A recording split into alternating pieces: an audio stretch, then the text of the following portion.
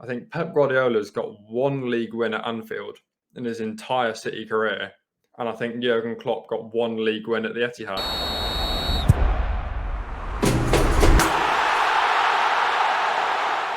Hi, and welcome back to Forder on Football. This is the Cannon Forder podcast. I know I've been lazy. I've been away for about a month, but I am pleased to say that we have got Jack Devonport on.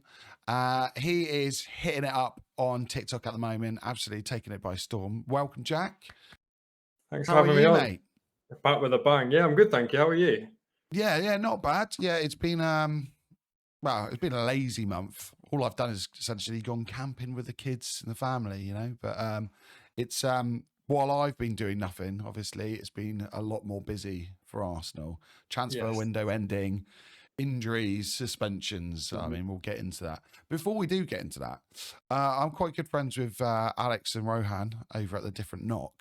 Now, I've been told that actually they've got a lot to kind of owe you. Do you want to quickly explain about this? Well, sort of, you know, everyone says with Twitter, it's one of those apps where you download it, you hate it, you delete it, and a couple of years later, you come back and you get hooked on it. Yeah. So I started just started a little account when I would have been maybe 17 or something. Just at Different Knock. That was my app, my handle, and everything. Didn't have my real name in there. That's just what I went by for a little bit. Got bored of Twitter, deleted the account, deleted the app. Came back a few years later and sort of working in the football space as I do, sort of come across this account with loads of followers with some great content. I was like, oh, I should have kept that out. That was good, but I mean, they're doing it way better than I'm royalties. doing it, so. There's got to be some kind of financial gain now. They're doing the app proud. No, they. To be fair, I've got a lot to owe them. To be fair, they're the ones who got me in. But no, I thought that's brilliant, mate. That's brilliant.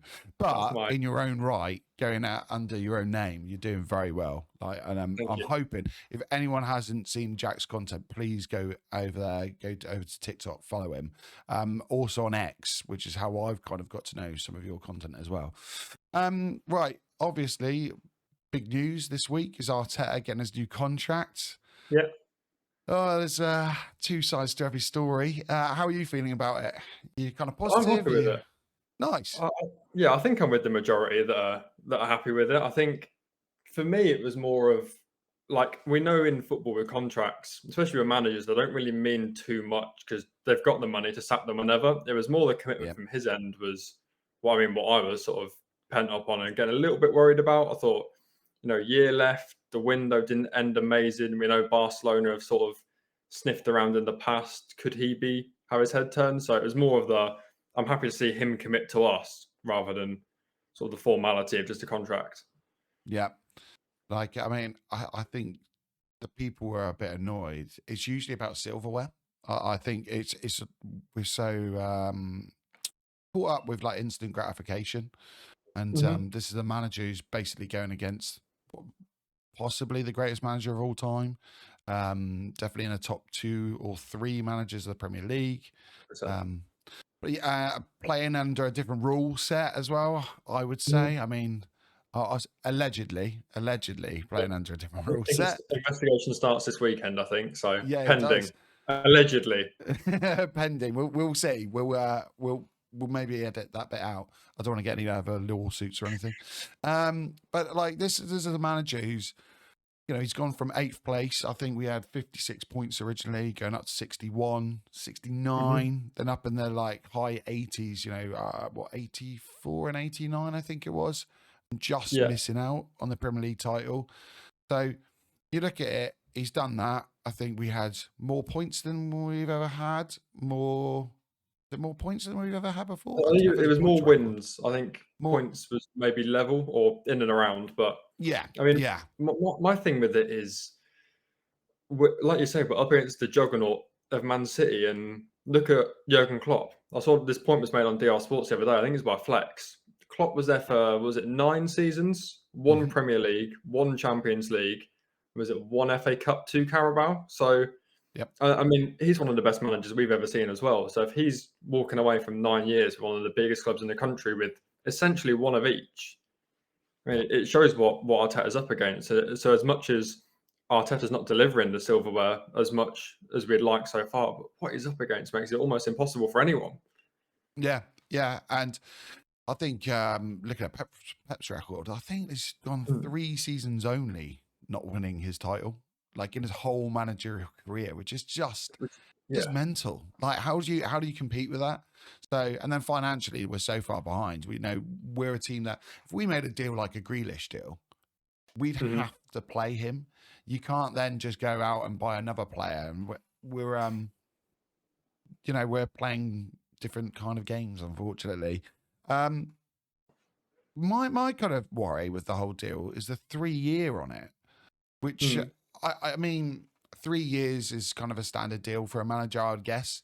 However, looking at it, in my mind, is by the time we kind of have another year gone by, so this season kind of goes by, Mhm. we're already in that territory of, oh, is he going to renew again? Is it, and if he wins the title this year or next year, then it's going to be all sorts of problems.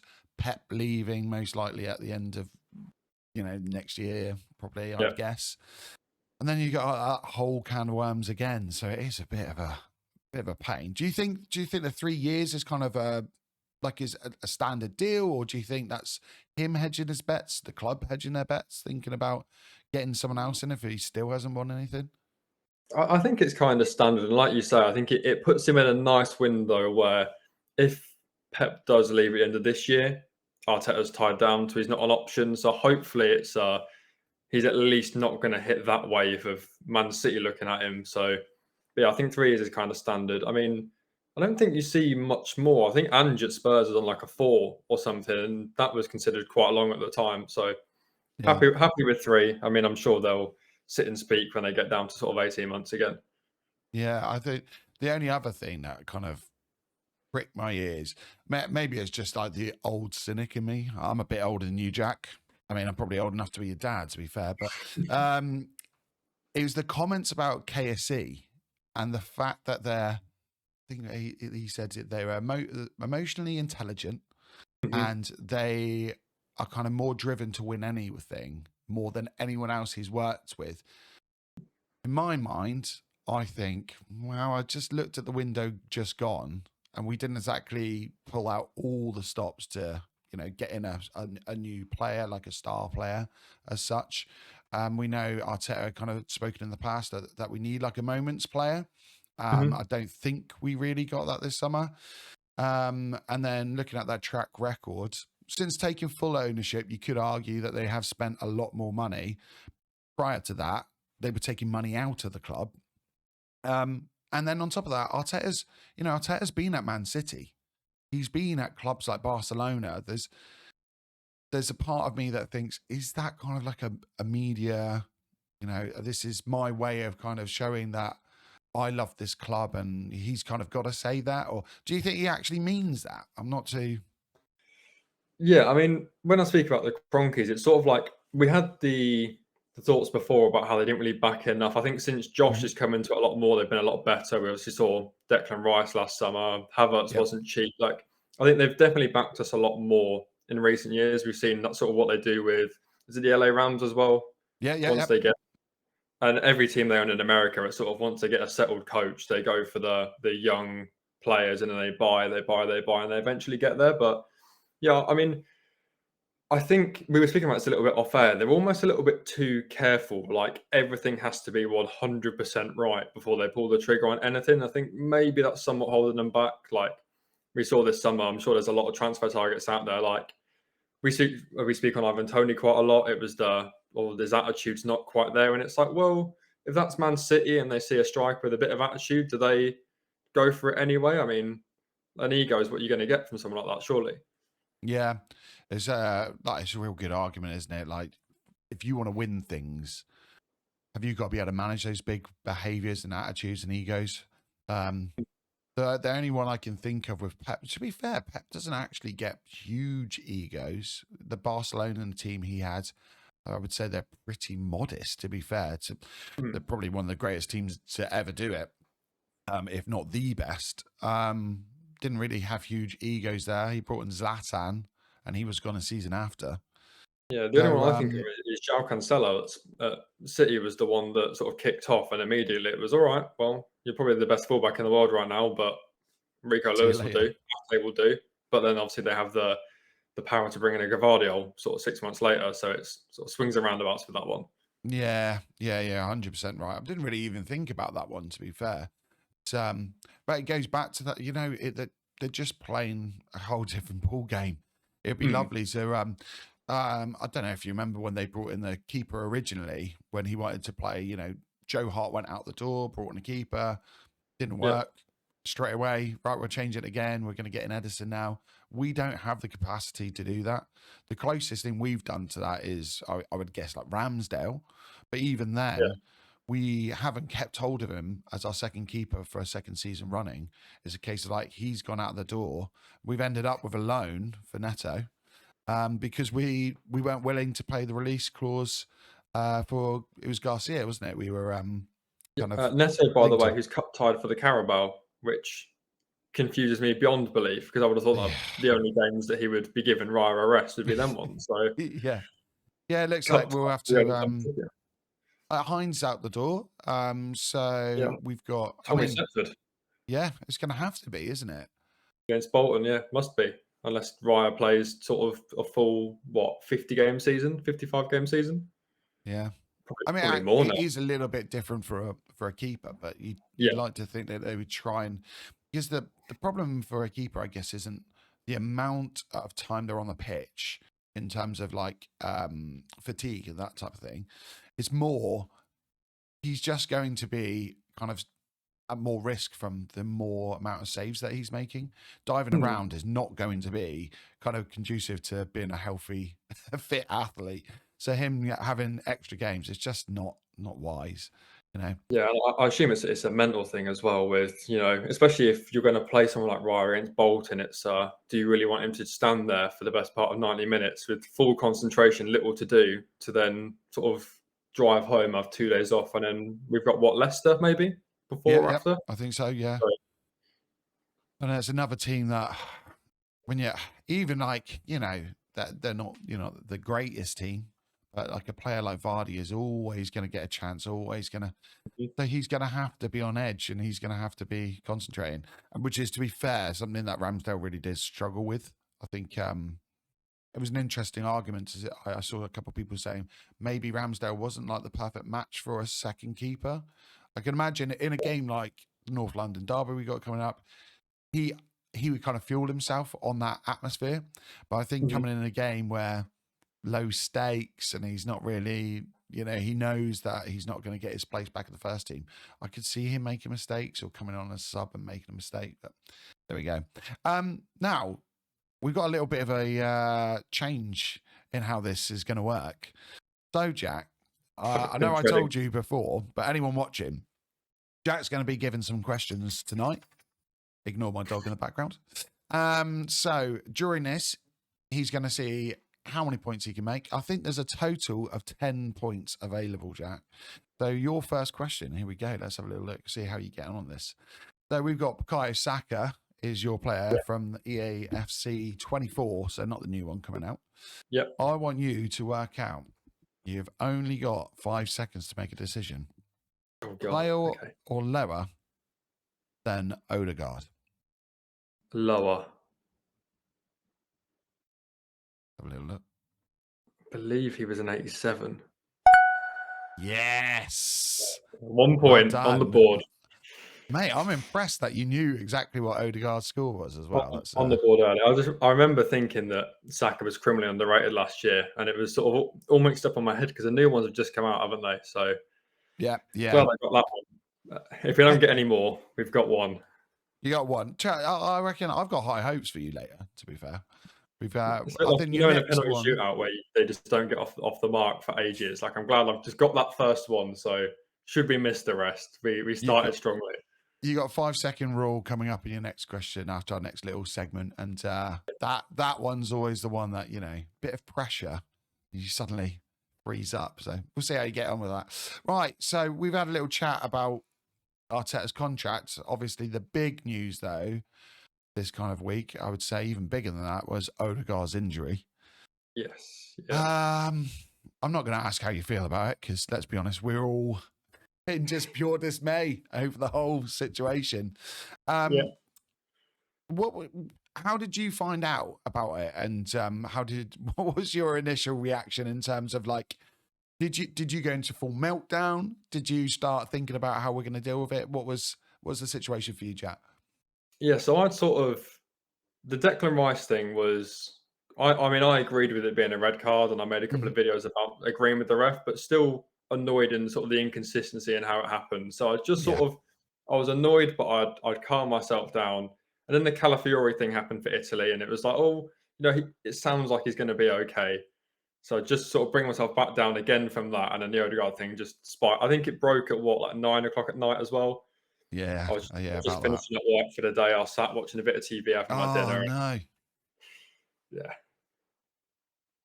I just mean, it's yeah, I went through so many stages. It was funny, like they say, stages of grief. And yeah, I had the initial reaction of I just lost the plot, absolutely lost the plot, because I saw him screaming, and I thought, mhm, it's going to be a severe break, and he's out. And the worst thing was, it must have been a good, I don't know, only about like 2 weeks prior to that, I had a little chat with Dan Potts on the Football's 12th Man podcast, and they were all talking about Saka and the lack of a backup, and I was kind of arguing that we've got players that can play in that position like Waneri and Jesus, and then I argued that my biggest worry was Odegaard because I think prior to mhm. that he'd only missed about 9 games in his Arsenal career, and lo and behold he goes and gets injured, and I just thought, oh God, like did I jinx that? Did I did I cause this? Well, I Um, was sort of I was trying to play the positives out of it. I've just had a quick look at the group chat from work, and it was just me putting, "He'll be fine. I reckon he'll be fine." I've sprained my ankle playing football before, and it feels like you've done something really bad, and then yeah, you get home, the swelling goes down. 2 days later, you're fine. I was like, "I reckon he'll be all right." And then sort of the more and more quotes came out from their team doctor, and I was like, Maybe he won't be fine." And then I was sort of had the chart up on the wall with the little red pins and the tape of like, well, if we put Saka in midfield and then Havertz goes here and Jesus could do a Joe Linton maybe and play in midfield and yeah. we could give this player his debut, we could do this and that. But yeah, drawing up all the possibilities of how on earth we cope with this. I love that we just go into pure like problem solving mode. You Yeah. know, you can tell the amount of tweets about different players, different positions, different. It's unbelievable, but I think it does show. I think the reaction from rival fans as well, how highly rated he really is. I think there is Hmm. a lot of this kind of conjecture that he's not really that good. He's not at the same level as a De Bruyne. Now he's in the Ballon d'Or list. Suddenly he's injured, and everyone's going, "Oh, Arsenal going to fall off." And I thought, I think that speaks volumes about what you really do. How highly you rate him. What do you think is going to be the biggest problem in terms of Odegaard's absence? Do you think it's going to be the defensive kind of side of things, the pressing, the retention of ball, the cutting edge? What's your biggest kind of fear with his loss?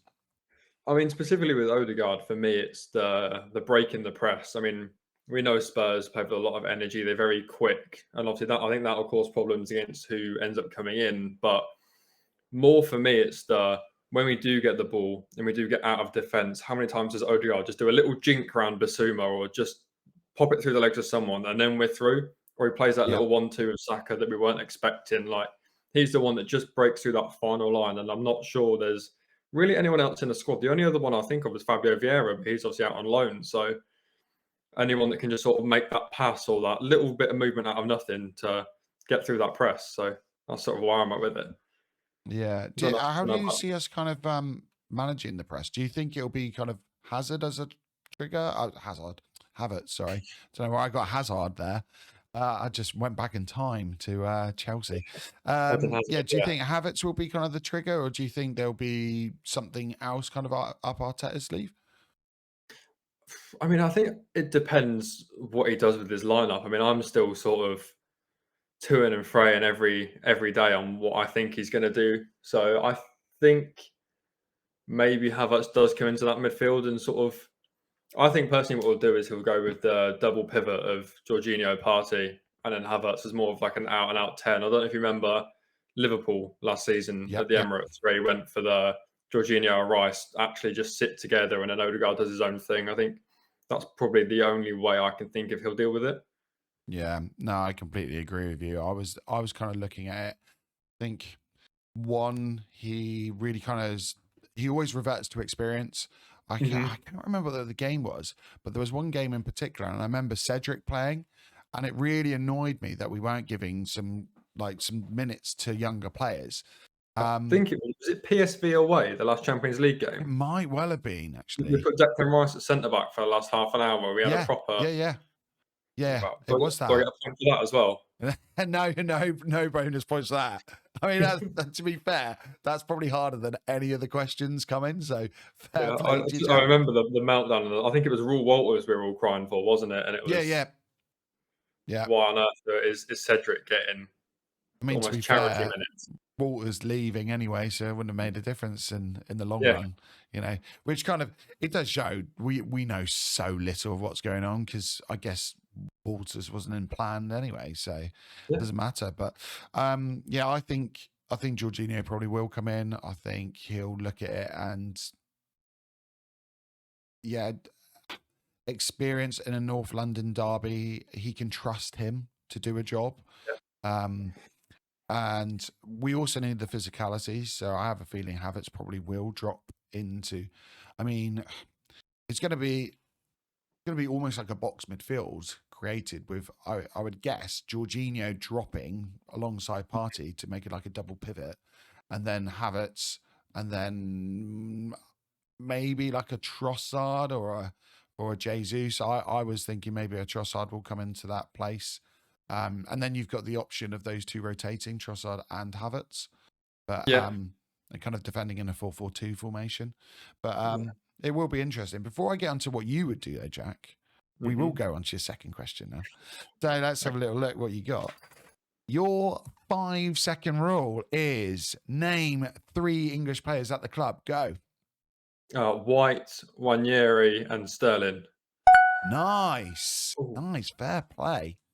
Fair Yeah, play. Wanyeri. Yeah. Yeah. So No, second no, guessing no. myself on Yeah, yeah, Wanyeri yeah. is yeah, under Yeah. 21s. Okay, Good, good stuff, perfect. mate. Yeah, I, you're I on was, full marks as at soon the as I saw it moment. come on the screen, I got Ben White and Wanyeri and could not think of a third for the life of me. I'm trying to think who else is out. Who else is there? We've got Ben White Saka. Oh, how did I miss the best player in the team? I missed the We'll England leave it player at of the that. year. Yeah. Yeah, don't worry. He's There won you go. English Player of the Year like twice in a row, but Yeah, only I been the didn't know. best player at the World Cup It's and the the pressure of Euros. the So 5 seconds. That's what it is. It's way harder. Anyone that sees this and sees that question thinks, well, obviously you're going to get that. Honestly, when you get under the so much pressure, harder. it's horrible. Well, let's go on to what you would do, Jack. Right, you're taking Mhm. over the reins. Arteta's been deemed to have nudged the ball off the pitch. He's got a red card for it. So what would your lineup be? Forget Arteta and all that. What Mhm. would you do? So I think back four writes itself. Goalkeeper. I think left back. If Calafiori's fit, I think I'm bringing him in just for physicality, Yeah, height. I think a bit more defensively than Timber, but not sure where he's at fitness wise. And then I'm probably going to do, like we said, the Jorginho Party pivot, just experience.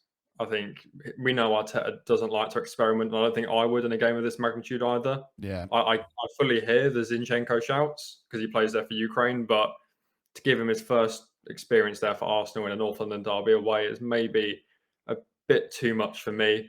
And then Havertz is the more attacking midfielder. I'd go Martinelli on the left. I know he's yep. not been in great form, but I think pace on the break, maybe more willing to work back and track Pedro Porro, Saka on the right, and then I guess Jesus up front if he's fit. If not, then Trossard. Just worry about Jesus' like fitness if he's Mm. actually gonna. Such a difficult one. That was a huge blow at the beginning of the season because I had high hopes that he would be able to start pushing Havertz or at least giving us real good depth and resting Saka, but straight away injured again, and it's just I don't know. For me, at the moment, I'm very much like, I think he's got to go at the end of the season now. I don't I think we think can so, rely on him enough. I mean, we won't get into that. I completely agree. There is concern, obviously, with Calafiori's yeah. fitness. Do you think he will play? Like, if he couldn't, what do you do then?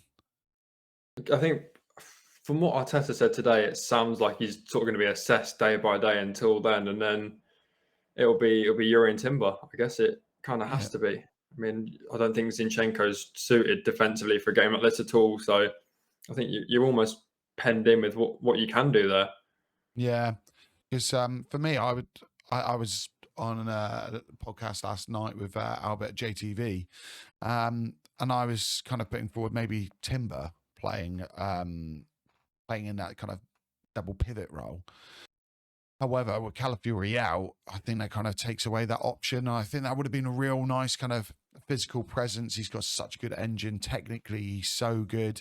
He's able to kind of then drop into the areas that Calafiori vacates. And we do have a big problem because with, I mean, obviously, it's We've, essentially we've the, we've got a few now. yeah, with no Rice, we've got no one to kind of cover that position. Gabriel's going to have to kind of do that left channel on his own. We've got Odegaard missing, so we've got no one yet leading the press. The retention of the ball, he's been playing kind of like a deeper, what we call like a 3-8, I guess. Yeah, Kind of like a 10-8 hybrid.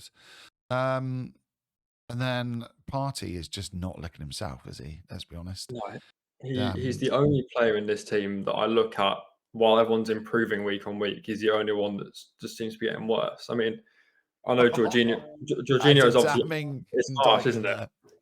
I mean, I know Jorginho is older, but pace has never been his thing. So I think Mm-hmm. he's more sort of he's got the longevity. We know he hasn't got the legs, but I mean, Aston Villa away. I mean, Morgan Rogers had him sort of the whole game. Yeah, I do think it.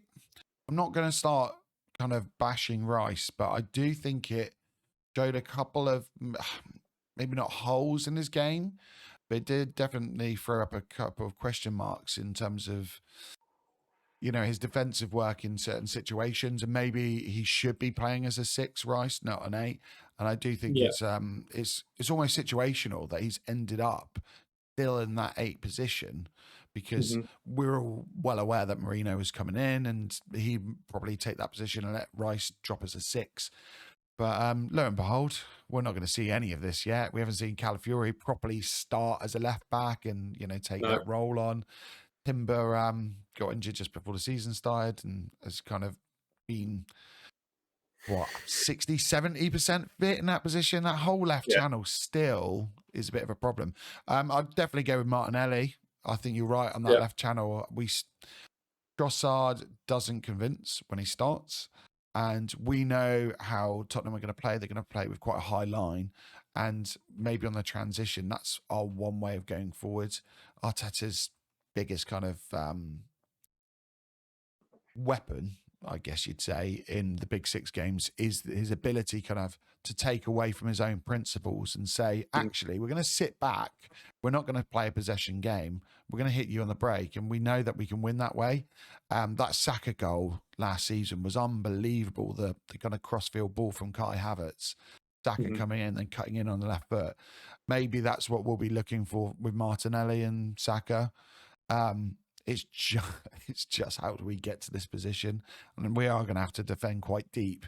And Yeah. Martinelli's going to be one of the few kind of pacier options we've got. So, yeah, Yeah, it's that's going to that's be. what I want to throw you the wild card of. I saw someone suggesting maybe Martinelli through the middle, give Sterling a start on the left, and then Saka on the right. I mean, I know we've not seen Martinelli through the middle for quite some time, but it's been done. And does he maybe offer a little bit more than putting a Trossard in there? Say if Yeah, Jesus is fit. he's definitely like a good aerial like presence as well, Hmm. Martinelli. I think people forget how good he was when he first came to the club, and he scored quite a few headers actually. Yeah, Kieran I Tierney remember at the time whipping Callum in. Chambers firing them at him in Yeah, Europa League yeah, games over and over again, just like bullets at his head. And he was just glancing them every yeah. time. So maybe it is an option. I mean, it would be nice to see Arteta kind of deviate from the plan a little bit and throw a Mm. curveball to Ange, because I have a feeling Ange, he's teetering on the edge of a little bit of a backlash with some fans of Tottenham. If we Mhm. go there without our midfield, literally without our our midfield, and we go in there and then beat them at their own ground, they're not going to be happy, especially if he plays the same way as he always does, like pressuring high, playing that high intensity game, high line. Romero, maybe not directly has been at fault, but indirectly he's been a bit of a problem with them. So they're conceding against Newcastle and the Vardy goal. I think Vardy had another chance actually, He again did, from yeah. Romero, just playing off the shoulder of him. So I do think it could be a really nice game to, finish up, win that game, put the pressure on them, and just watch a meltdown. It'd be lovely. I'd be all for that, but we'll wait and see. We'll wait and see. Before we kind of go on, because I do want to ask you about one player in particular, Mhm. but I've got another question for you. So let's Cool. get to it. This one is guess the player. So as it I'm gonna comes up, have to lean in for this. you are going to have 5 seconds. Every 5 seconds, it will become kind of like less pixelated, and Mhm. you'll get less points. So 3 points for the first picture, then down to 2, then down to 1. All right. This is a current player? It is a current player. It is a current Now player. it's down. I've got a Tell 1 me in when you're ready. 22 chance. Ready? Ready? And oh, Is it Jorginho? oh, mate, I'm genuinely impressed by I'll that. tell you what, it's the point. It's the Really? as quite a slow footballer myself, I recognise that as the I haven't got the legs over there. That's the hiding your pace disguised as dictating the play is what that one's called. For me, it was the Or looking the at it hump from for that some kind reason. of. I thought it almost kind of looked like Kivior. Plus, he's got the not wristband, is it tape? Wrist tape? Oh, I don't know Yeah, if it the is or not. I thought, it might be fair play though. Fair play, mate. three That's points. pretty good.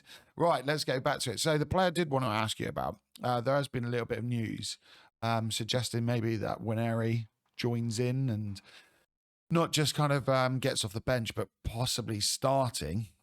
What are your thoughts on it? How would you feel if he did start? I mean, it would be very un-Arteta-like to throw him in. I mean, personally, I've had this battle in my head all day.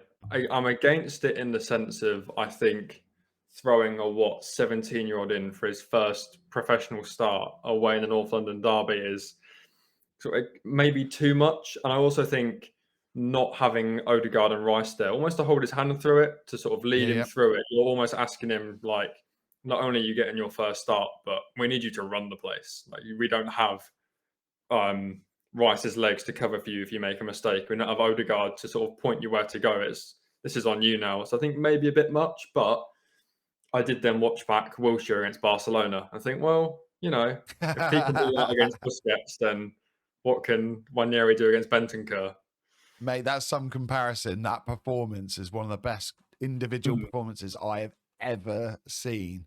If he Yeah, pulls obviously out it wasn't that, his debut, but he was what, 17, 18? yeah, yeah, yeah. I can remember there were like quotes coming out of Xavi kind of turning to Iniesta and going, like, who is this kid? Like, who is, Mm. they genuinely had no idea who this kid was. And he just Yeah. ran the show, just I think unbelievable. Guardiola came out and said something like he's the first Spanish English player he's ever Yeah, seen. yeah, yeah, He almost plays like a La Masia grad. yeah. I like he had such a similar playing style in terms of like a continental style, similar to Mhm. Foden does. I mean, Foden's a bit of a different player to him, but there's so many similarities. I honestly think he could have gone on and been, player of the year, and Oh, just 100%. injuries decimated his career. It's Mhm. awful. Just a natural talent. Natural talent. Yeah, Um, one of the best I've seen. One of my most embarrassing moments in football with him. But so I'm sure you want me to Yeah. elaborate. It's Elaborate, yeah. elaborate. So do you remember? I don't know if you've ever been to one. They used to do the members' days at Yeah. Arsenal. It's just like a sort of like an open training session at the Emirates in the summer. So I'm like 14 years old, 13, something like that. So it's like we're talking fairly young Wilshere. Um, and they've all brought the players round. I think it was Cazorla, Giroud, Wilshere over to the clock end. They've got a section of fans to do a Q&A, and they've thrown me this microphone as a kid. And obviously, I've seen Wilshere, and I don't have a clue what to say. I've completely lost my head. And the first thing that's come to my mind is, "Oh, my name's Jack. Obviously, named after the legend himself." And I just watched all three of them just stand there with not a clue what's going on. Oh, that's brutal. It took like 6, 7 seconds till he sort of done this fake laugh, and then I asked some rubbish question because he's only what is he? So he's probably 7 years older than me, 6, 7 years older than me. Yeah. So obviously wasn't named after him because he would have been like 6 when I was born. But it just watching everyone slowly clock that I've tried to say something and then it doesn't make any sense Oh, mate. was To be heartbreaking as a fair, child. you didn't say like the worst thing in the world. It's just I tried to be a compliment, but just realised it made no sense. so good. So yeah, completely Oh, lost it. mate. It could have been worse. It definitely could have been worse. Like Yeah. I wouldn't. Hopefully one day we meet again and I can And he'll go, refill. isn't that your name, Jack? Your name, Yes. Jack. Yeah. And then Oh hopefully man. he'll be like, "Oh, yeah, I remember you from that Members Day in 2013." Do you so like getting back to Winery? I don't know how we got into Jack Wilshere, but Yeah.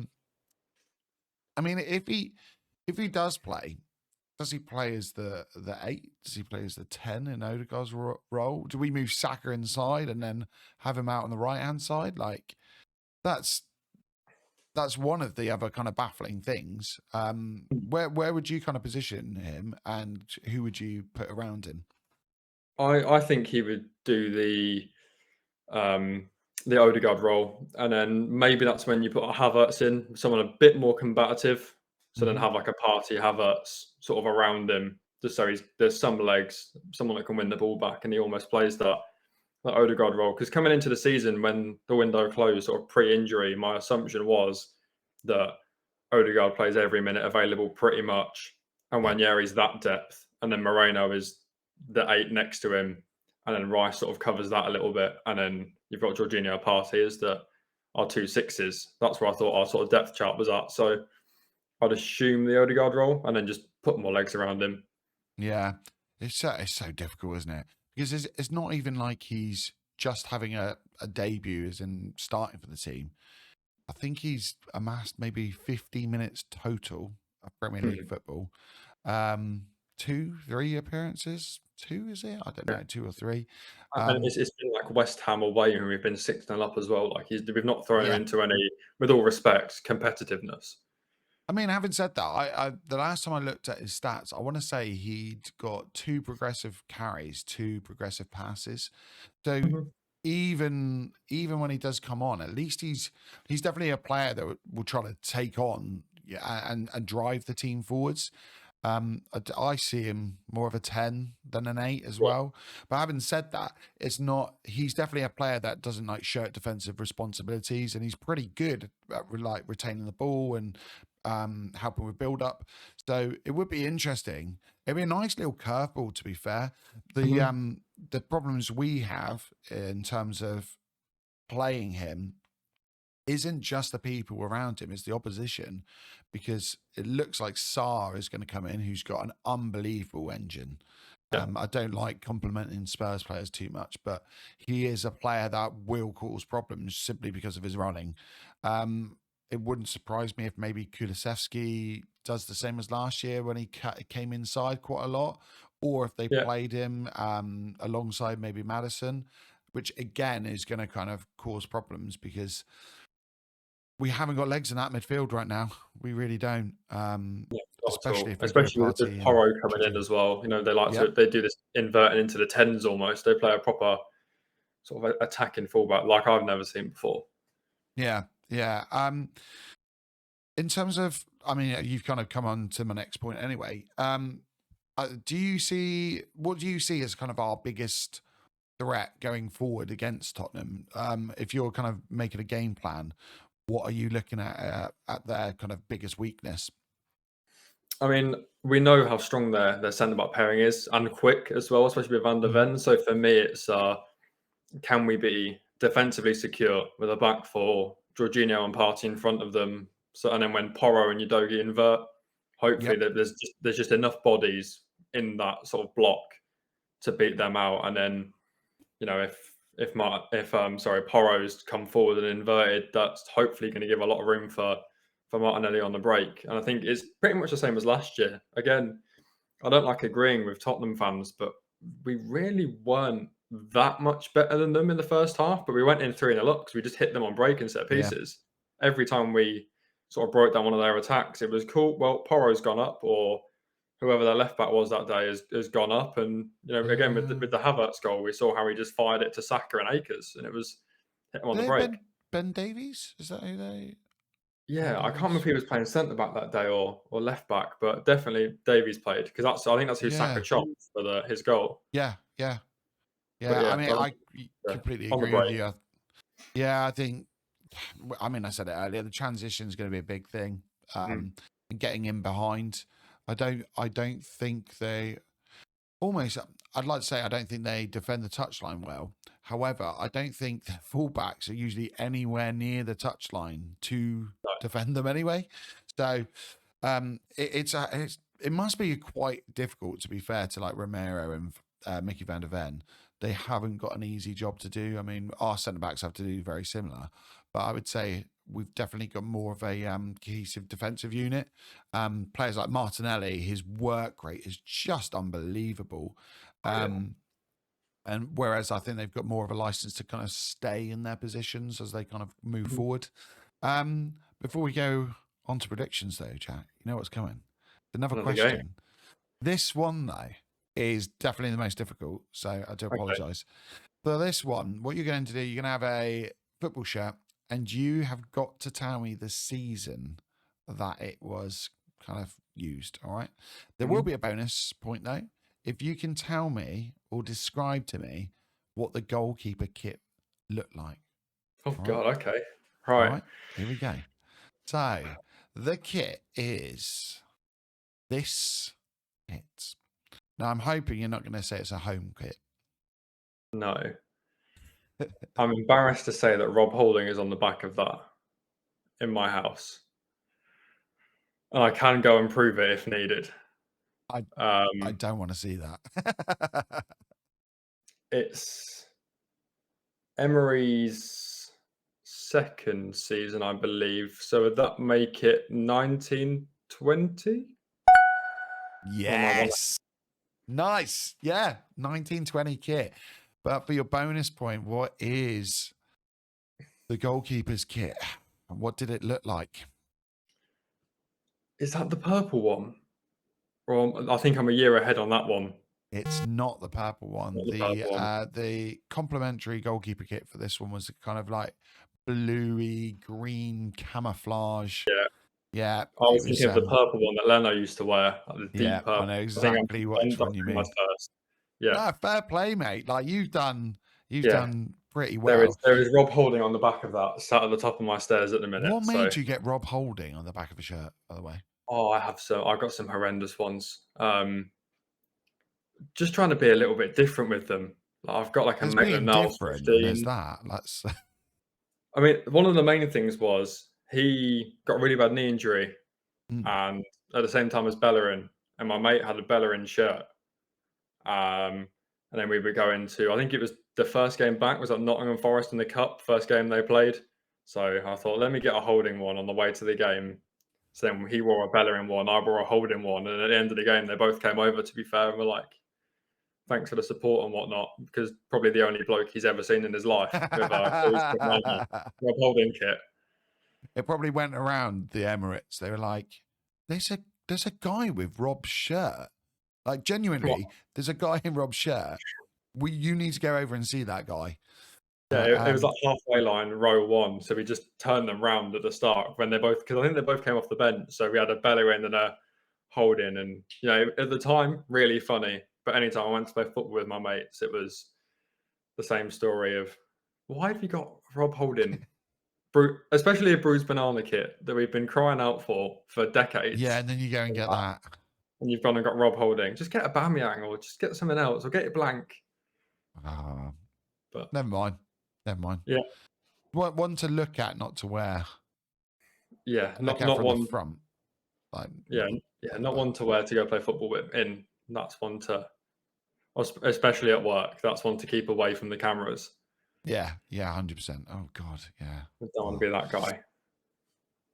Right, before we do finish up, let's kind of go through predictions. Now, I do want to say for this, I'd Mhm. like prediction of the Tottenham game, and then also a prediction for the amount of points that we'll get over the Tottenham game and the City game.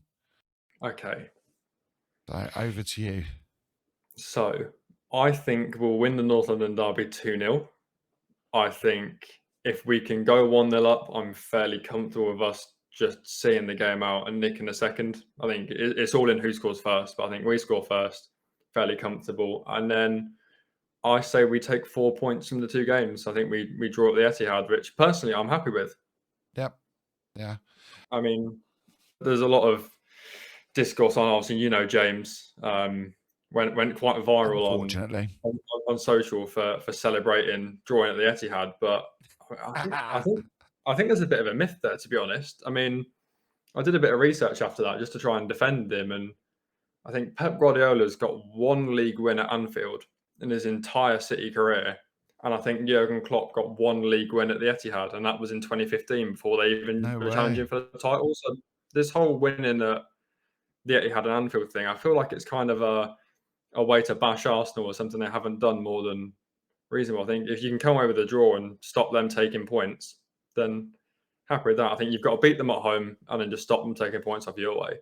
I didn't realize that. That's a really good kind of Mm, little back that, because the way I look at it, I mean, I was brought up on the early Wenger ball, really. mhm. And when I look at those big games, I always think of the Will Tour game over at Yeah. Old Trafford.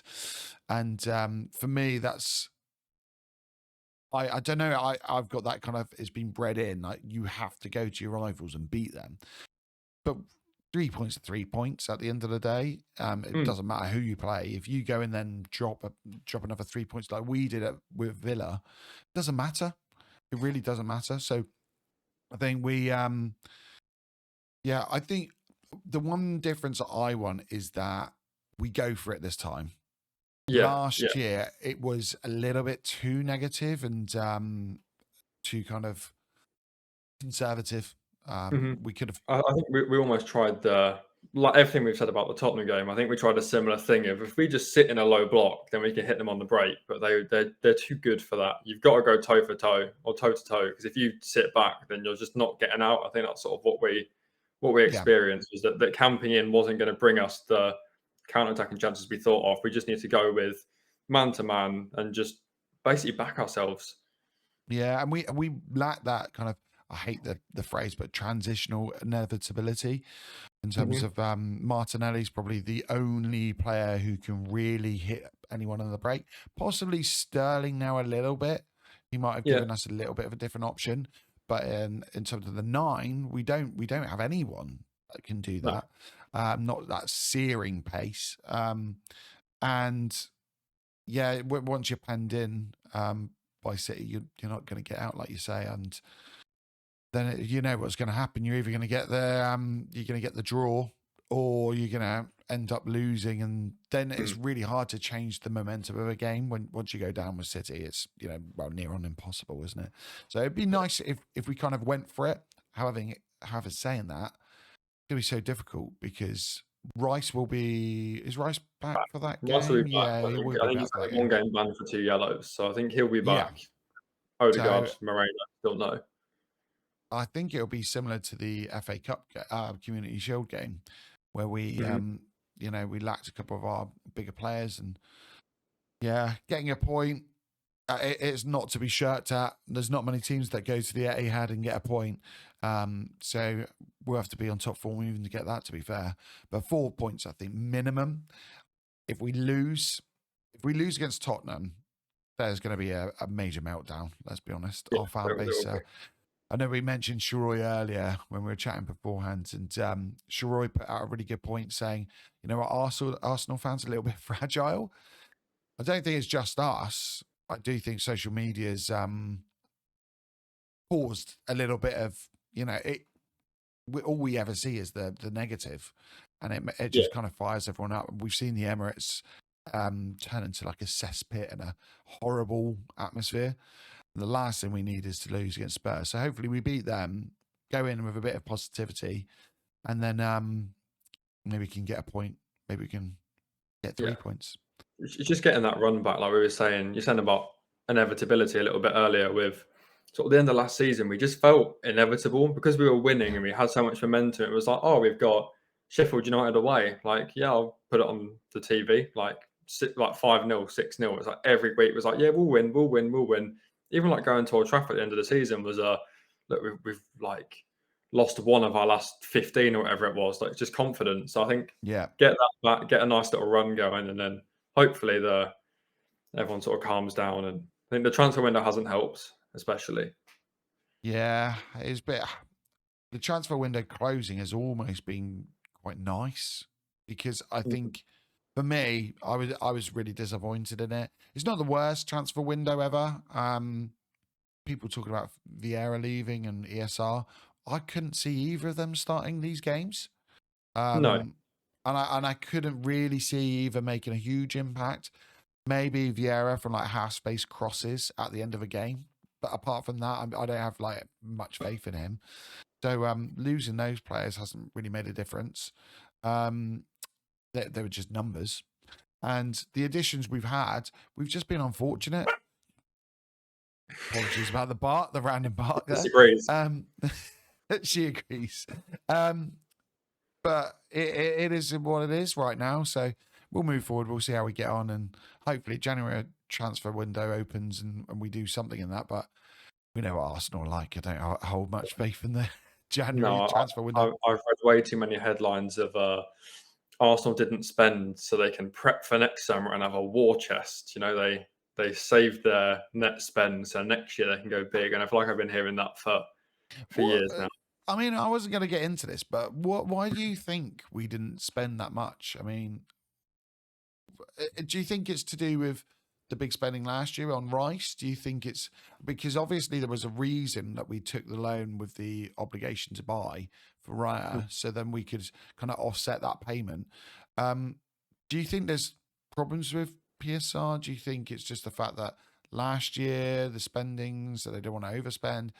Maybe it's the City thing, and they know something that we don't, and maybe that City are going to have a points deduction, or do you think it's just the fact that we're waiting for next season to buy a big player? Yeah, I sort of think it's the waiting for next season in the sense of we don't want to repeat mistakes of the past of needing a position, there not being the options, and then going, oh, we'll throw 70 million on a Pepe or something. I think it's very Yeah, much we're happy with Havertz. We eventually want a world class goal scorer, but yeah, Gyökeres's release clause was obscenely high, so maybe wait for that to drop. Um, Newcastle won't let Isak go, but maybe next year, if they don't get European football, that might be an easier one. So I think it was a let's not go and throw the bag at Osimhen, who we're not sure on his attitude and his ability. Let's wait.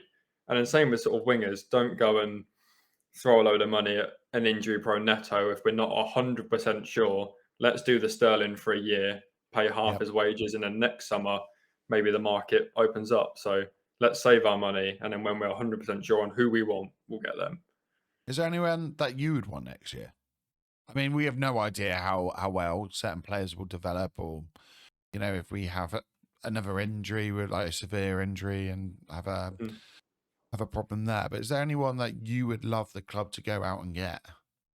The two that I've been preaching for a while is Gyökeres. I think is the striker. I think we're in an era of football where out and out strikers seem to be dying. Like the market Mhm. is pretty much dead for who's available. And then a slightly wild card one I've wanted for years is Frankie De Jong from Barcelona. I think Yeah, he gives me Jorginho but with a little bit more about him, sort of dribbling wise. He's got the legs. He's a bit more sort of elusive. He can beat the press. Like when we saw Thomas Partey at his best, get it on the half turn and just spin people. He Yep. gives me that with sort of Jorginho's passing, sort of game IQ, reading the game. So he's the one I've wanted for a long time. Injury concerns? A little bit. I think it's more wages, I think, is why it won't get done. But yeah, he's one of those ones that seems to be trapped in the Barcelona contracts. I think they owe him an obscene amount of money still. So Yeah. I think that's one of the beginning. Could you imagine that midfield with De Jong, Rice, and Odegaard? Mhm. De Jong and Rice can interchange, and it'd be unbelievable. That's the Lovely stuff possession. football manager. Yeah, it is, isn't it? Wow. But, yeah, unfortunately, I'm with you. I don't see it happening. Yeah. Right. You're on your last question now, Jack. Okay. Oh, this is the one I'm not confident on at all. So, Jack has now got an anagram. So it's going to be a current player in the Arsenal squad, surname only on this, and he's got. What am I going to give you? 10 seconds? I'll give you 10 seconds. I'll be nice on this one. 10 seconds to attempt to get it. I'm hoping it's Rice. Yeah, I'm hoping it's Rice. I hope it's Rice. Could you imagine? Right, here we go.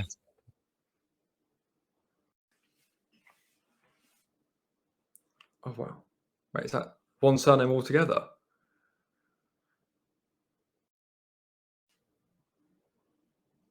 I'm completely lost. I'm going to have to stop it there, Jack. Completely lost. It was a recent signing. The 3 words have thrown me completely. So a recent signing that has come from Italy. Oh, is it Calafiori? Calafiori. Do apologise, mate. But there we go. You've done extremely well. I've got to be honest. Honestly, you've smashed this. Especially the one with the final hurdle. Yeah, like the shirt, and also the picture of Jorginho. I can't believe how quickly you got that. So fair play to you, mate. I will put Jack's score up here, and what we'll start to do is each guest every week will do a little running table of their scores. So right now, you are top of the table, Jack. Oh yeah, so, you got like the Top Gear list. Yes, right at the top. Yeah. I think I will do that. I'll try to get a little face or something. I'll get everyone's faces next to them. But thank you so much, honestly. I figured out what's happened with that last challenge as well. What? Oh no! Well, tell me. Let's go back to it. I was looking at the word conundrum and trying to. I was looking at it and thinking, wow, that's really long, them 3 words. Like I saw short 3 letters and a long one. I was like, oh, mate, I feel so bad. I was like, oh, like something Van Persie. I was expecting like the Africa to rearrange. And then I was like, what was the name? Like something Ollie something. Oh, sorry, mate.